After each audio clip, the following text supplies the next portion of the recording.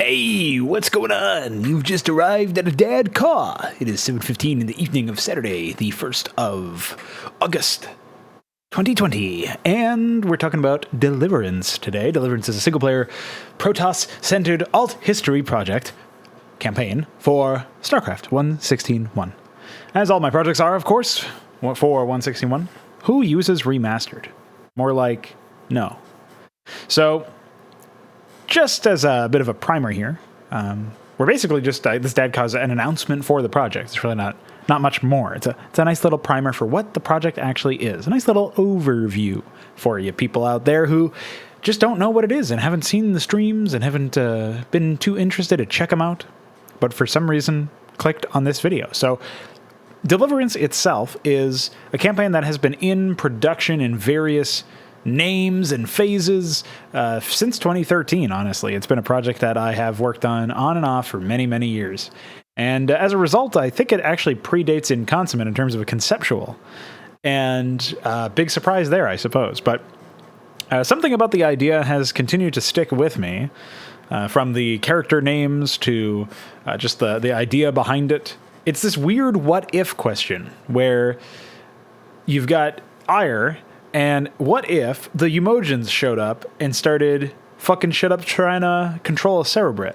Now, I know it sounds like a really zany fanfiction plot, and it kind of is, but I'm going to see just how far I can take that. And obviously this allows me to rewrite a lot about Protoss, just to present them in better ways. I'm not really going to bother expositing all of my fanfiction rewrites. It's more so like I need to know what they actually are so that I can present what they actually are to the player and so that it feels internally consistent. But we do face a bit of a challenge here because not only is this for full toilet and we only have 3 months to make it, but I should mention that it's one of those things that well, just by virtue of its nature, it is not a project that will immediately make sense to people. And, you know, at first we're going to have a very high production value briefing that sort of explains everything that's going on and sets the stage. But it's not going to be super clear, I don't think, about the fate of, like, or rather the status of the project in terms of, is it canon? Is it trying to be canon? Is it trying to be like, here's what you have going on around the corner, like sort of like in Consummate was. And it's not. It's obviously, like I said, it's all history. But unless you consume external marketing or external information like this video, or maybe you read the README or something like that, you won't really have an idea of that going into it. And I don't care if people have that idea. Like, I'm not building around the idea that they would or wouldn't, per se. I'm kind of assuming that they wouldn't, so we need to establish that. But I suppose if they don't know and they just boot it up and play it, there is the advantage that I can sort of use that as a bit of misdirection, because of course the first mission is going to be very important for setting the stage for what this actually is. And without getting into spoilers for a campaign that's obviously publicly available, you could just spoil yourself by going into the link in the description. It's one of those things that in the first mission, we make it very clear that we're diverging from the canon. But we don't really make it super clear as to what else is going on. And that's where the issues come in, I think, or could come in. We're going to have to handle our presentation relatively handily in that sense. And I don't want to do a lot of exposition, even though a lot of changes are going to take place in the background there. I'm doing a lot of writing-based, like background, world-building-based changes, but I don't really want to exposit a lot of that stuff. I kind of want to just deadpan present a lot of it. It's just that you are restricted with how easily you can do that when it comes to a story that has some established canon. Like, yeah, you can just say, okay, we're diverging from that canon, but if you only show an immediate example of in that moment you've diverged from the canon, like what happens in the first mission, there's not really a whole lot of room to then say, hey, we're diverging from canon across multiple different time frames, and we're basically rewriting, in many respects, the origin story of the Protoss. And like, how do we get that across, right? And how do we set that expectation? Do we even bother setting that expectation? I think that might end up being, if I can't get a satisfactory answer to this question, I might end up actually doing the deadpan presentation where I just expect players to sort of roll with the punches, as it were. And, you know, we get that information delivered to us as if we were just expecting it. And if you weren't, well, you might have a bit of a lag time to catch up and figure out what the hell's going on. And that means that obviously the end result is not particularly well optimized, shall we say. But I am at a bit of a loss as to what else I should be doing, what else I should be focusing on, shall we say, and how else I should present it. So that'll be a working question that we try to resolve as we continue to develop the campaign's plot. I've already worked on the breakdown quite a bit.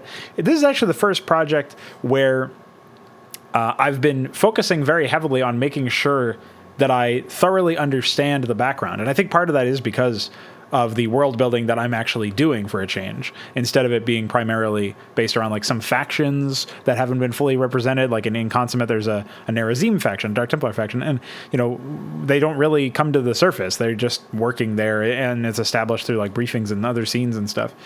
And it's one of those things that it was effective, but it was also anchored to the original story.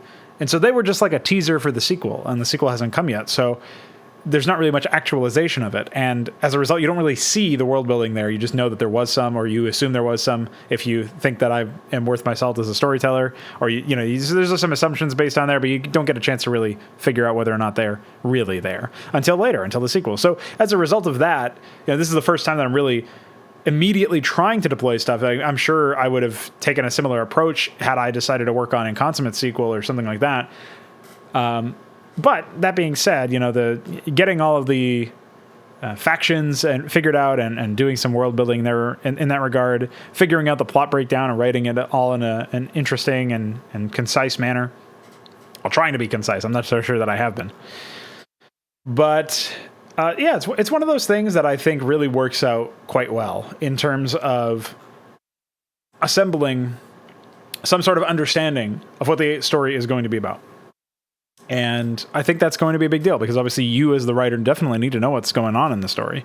And a lot of this stuff, I don't fully figure out how the characters are going until, I sort of finish the planning of the last mission in that sense. And then I get to step back and do an edit, right? It's sort of like when you're writing a book. If you've ever written a book, I haven't, but anecdotally, I know this from what people tell me, what authors have put to their own books of autobiographies or whatever, or they're on podcasts and they talk about this sort of thing. The creative process generally is you don't plan everything out necessarily before starting the first page of the book. Usually you write in order to create the rest of that tale and the rest of that story. And I think something similar like that will happen. I mean, I already have a bit of a script for the first mission, more or less planned out.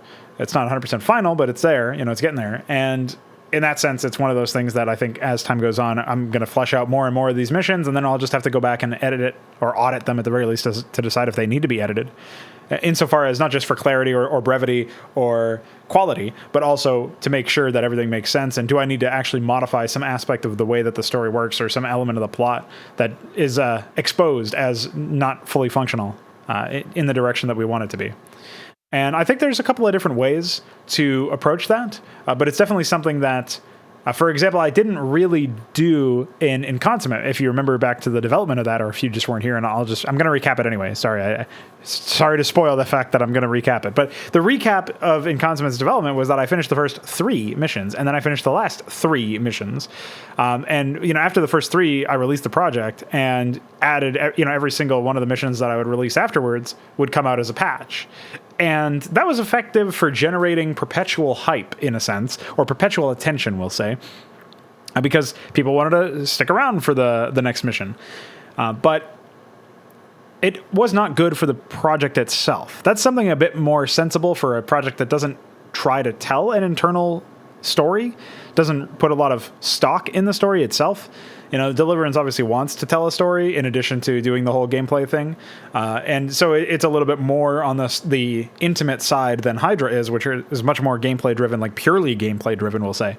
And the story framing is almost like an excuse to have whatever missions that I want to have.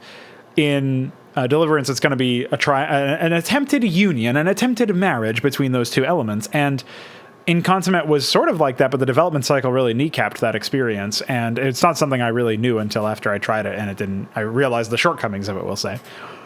So I'm not sure what would have happened otherwise. I'm not sure how my life would have been different had I finished the last mission of Inconsummate, and then taken a step back, sat back and said, I wonder what I do now. And, maybe gone back and edited the scripts a little bit for the first mission to better reflect something in the last mission or something like that. You don't really have the opportunity to do that unless you're willing to redo voice acting and entire dialogue as a patch, which, I surely could do, but probably not something I want to have to do. And I guess the full toilet nature of things means that I only have 3 months. There is a time gate around this, but I can always work on it after the fact. It's just that I will have to release something by the end of the 3 months that's playable in order to be eligible for the contest, as it were. So we're going to see where things go, and we're going to take it slow at first to try to get everything on an engine level taken care of so we can sort of establish whatever the customized game state is. We are also going to need to spend some more time conceptualizing all that stuff and coming up with the concepts in the first place. But so far, we've already got a new unit implemented. It's got a custom ability. That's pretty cool. And yeah, you can read all of the gameplay stuff before even getting into the character listing, the glossary, the plot breakdown. That does actually spoil everything that is to do with the project. So if you want to avoid that, you can just read above that. And that's totally fine. That being said, a lot more to come, a lot more changes to be made. And yeah, it's just cool that I'm able to sort of build up all of the Hydra game state changes that I've been making in the last year or more with the help of iQuire and other people, and be able to say, like, okay, we have this capacity now for the this really tested game state as a result of all the Fraud Nights. Now we can actually use it as the basis for a campaign, which was obviously Hydra's original goal, but I've just not been making Hydra campaigns. So here we are, right? So I think it's kind of cool. It's definitely something that I'm looking forward to actually delivering, no pun intended, and developing and completing a project that is built on this game state. It's going to be really nice. So anyway, I hope that interested you in the project that I am working on alongside Veek. I do have a man at my side, a fellow crow. We're going to see what we can do, and we've already made some pretty good progress. He's already contributed some pretty nice ideas. It's nice to have another man willing to work on stuff. And obviously, I'm always down to welcome more birds into the flock. So or I guess the murder, it's a fucking crow. I don't know, dude. I'm the crow, and I don't even know this. But if you're interested in throwing your hat into the ring, I think we got Eidolon on the hook for music and stuff. So I'm sure I'll tap some people on the shoulder for some voice acting once the project is much further along. We're going to see what we do. And I hope you stay tuned for all those mod streams that are coming. And yeah, that's it. Bye.